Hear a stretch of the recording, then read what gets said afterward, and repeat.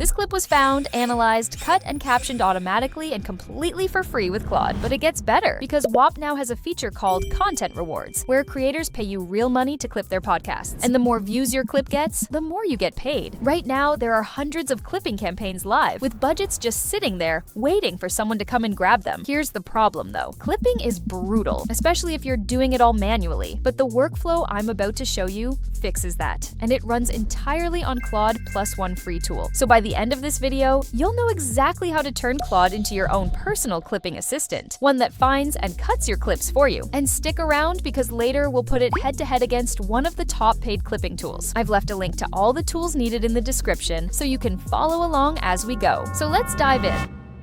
Before we start building this together, let's talk about why most people quit clipping before they ever get paid. Picture a 2-hour Joe Rogan episode. To find one good 30-second clip, you have to watch all 2 hours. Then, you trim it down in an editor and add captions line by line. That's hours of work for one clip. And unfortunately, that one clip won't pay any of your bills. On the other hand, Whop campaigns pay you based purely on the views your clip pulls in. But here's the catch. We can't expect every clip to go viral. Someone might have clipped that exact same moment before us, gone viral with it, and now that's the clip the algorithm keeps pushing. So the real hack is to milk it with volume. The more clips we post, the more chances we have to land the one that takes off. But cranking out hundreds of clips a month by hand would burn anybody out, which is why so many people assume clipping is a scam. It isn't. They're just doing it the dumb way. And honestly, the only reason anyone still does it by hand is to avoid another monthly subscription. That's a fair concern, so let's talk about those paid tools next. You might be thinking there are already AI tools that handle all of this. And you'd be right. Tools like Opus Clip and Veed can chop a podcast into clips automatically. But there are two things worth thinking about. They charge you every single month, and they all lean on the same rigid formula to decide what's clip-worthy. So your clips live or die based on a formula, when Claude can literally watch the podcast for you and make a smarter call for free. But how is it free if we're paying for Claude? Here's what I mean. Every other clipping tool is a brand new bill on top of everything else you pay for. This workflow runs on the Claude subscription you probably already have. And if you don't have one, it's just $20 for a tool you'll end up using for 100 other things anyway. So instead of stacking another monthly bill, we're just putting one subscription you already have to better use. To do that, we'll connect Claude to a free tool using MCP. The simplest way to think about MCP is this. On its own, Claude can only talk to you, but MCP gives Claude a pair of hands so it can use other apps for you. In our case, those hands will reach inside a podcast and pull out the smartest clips while we sit back and let it do the heavy lifting. So let me show you exactly how to set this up. This is the part most people are tempted to skip, but don't worry, once it's done, you never touch it again. And I have one thing that'll make this whole section easier for you. Every command I run here is in a free command pack linked in the description. Keep it open beside this video, and you can just copy each command as we go. Now, before we install anything, we need to make sure our computer has 4 small building blocks. The first 3 are Node, Python, and FFmpeg. Node and Python are the engines our tool runs on, and FFmpeg is the part that cuts and captions the video. The fourth is Git, which is just the tool that lets us copy Podcly onto our computer. To check the first 3, we'll open our terminal and run 3 quick commands, one each for Node, Python, and FFmpeg. If a version number prints out for each one, that building block is ready. Quick heads up before we go further. On Mac, Podcly has a setup file that handles all of this in one click. But on Windows, we'll have to run a few short commands that I'll walk through here. First, we'll copy Podcly onto our computer with Git. In our terminal, we'll type cd space tilde and hit enter. That just moves us into our main user folder, a clean place to install things. Then we'll type git clone, followed by the Podcly link, and hit enter. That copies the whole tool onto our computer. Now we'll move inside that folder we just downloaded. We'll type cd space Podcly and hit enter. Our terminal line changes to show we're now inside Podcly, which means we're in the right place. Next, we'll run a handful of short commands that set up Podcly's 2 engines and install everything it needs. You might see warnings about vulnerabilities flash by, but that's normal and safe to ignore. Once the build finishes, Podcly is installed. The heavy lifting is nearly done, and in just a few minutes, we'll point this whole thing at a real campaign that actually pays. But first, Podcly and Claude need to be introduced so they can talk to each other. We'll open Claude Desktop, head into Settings, click Developer, then Edit Config. That opens a small settings file where we'll paste in a short block of text telling Claude where Podcly lives. There's one detail we can't skip. That block has 2 file paths inside, and we have to swap in the real paths from our own computer. But don't worry, our terminal will print the exact paths for us, and we can just copy and paste them straight in. Then we'll save the file and fully restart Claude. When it reopens, we'll head back to that developer page. If Podcly is sitting there with a blue running label, we're good to go. We just cleared the hardest part of the entire video. Now let's find a campaign worth pointing it at. So where do these campaigns live? They're all on one page called the Whop Content Rewards page. This is where creators post content and pay real money for our clips. But we're not grabbing the first campaign we see. Instead, we'll follow 3 rules that make the difference between getting paid and wasting our time. Rule 1. We'll click the sort icon and choose most paid out. This pushes the campaigns that have actually paid creators before to the top, so we're not chasing one that never pays. Rule 2. We'll check the budget. If a campaign's budget is nearly used up, it can run dry before our clips even take off. So we'll make sure the campaign isn't more than 80% spent, so there's still room for us to earn. Rule 3. We'll look at the payout and aim for a solid rate, somewhere around $1 to $3 per 1,000 views. Go much higher than that, and the requirements usually get incredibly strict. Go much lower, and the pay is just not worth our time. For this one, we'll go with the David Heacock Clips campaign. It's a business podcast with a healthy budget that's barely been touched, which means we're getting in early while the opportunity is wide open. We'll join the creators' free community to unlock it, then open the campaign brief. Lays out exactly what they want, the topics that perform, the style they're after, and the rules we need to follow. Inside that campaign, there's a resources section with the exact podcast episodes they want clipped. We'll grab one solid episode from there, and now the fun part begins. This is where our workflow leaves every other clipping tool behind. We've got our episode, but there's one quick thing to handle first. The campaign points us to it on YouTube, and Podly works with a video file, not a link. So first, we'll download that episode as a file. We'll do this right from PowerShell using a free tool called YTDLP. If you don't have YTDLP yet, it's a quick one-line install, and we'll run that first. Then we'll move into our Podly folder and run one command that pulls the full episode straight into our project. You might see a line of yellow text pop up, but that's just YTDLP noting some optional settings, and it's completely safe to ignore. In a few seconds, the episode is saved on our machine. We'll just confirm it with this command, and we're ready to go. Now, we hand it to Claude. We'll hold off rendering for now because it takes time, and we don't want to spend it on clips we haven't approved yet. So we'll just make Claude go through the whole episode and bring us the top 3 moments. Most AI clippers just scan a transcript for buzzwords and loud, high-energy spikes, but Claude actually understands what's being said. We'll ask Claude to find moments with a strong hook, the kind of contrarian take that makes someone stop scrolling. So we'll just paste this prompt and send. And look at what it brought back. Its first pick is a strategist who tells you not to hire him. That's not a keyword Claude scanned for. That's Claude understanding the irony of the moment. It reads the whole conversation the way a person would and pulls moments that genuinely match what we asked for. It hands them back as plain text with timestamps. But just because Claude picked them doesn't mean we accept them blindly. This next step is fast, but it's the one that protects our earnings. We'll read the 3 moments Claude pulled. Since they're just text with timestamps, this takes seconds, not hours. This is the check the other tools never give us. Other clipping tools just render whatever they pick and hope for the best. Here, we get the final say before a single clip is made. We read each pick and ask one simple question. Would this actually make someone stop scrolling? If a moment looks strong, we keep it. If one feels weak, we don't settle for it. We just tell Claude to scrap that pick and find a new one. Maybe we want something funnier or a stronger opening line. We say it in plain English, and Claude goes back into the episode and pulls a fresh option. In our case, all 3 picks are genuinely strong. That "don't hire me" moment alone is a scroll stopper. So we'll approve all 3, and now it's finally time to render. Once we're happy with our 3 picks, we tell Claude to render them. Claude hands the approved moments over to Podly, and Podly does the heavy lifting for us. It cuts each moment, formats it vertically for shorts, and burns the captions straight into the video. In a few minutes, we've got 3 finished clips ready to post. But don't just take my word on this. I took the exact same episode and ran it through Opus Clip's free trial. The interesting part is the very moment Claude picked as our first clip, Opus Clip independently chose that same moment as one of its top picks and scored it 98 out of 100. Here's the results side by side. First of all,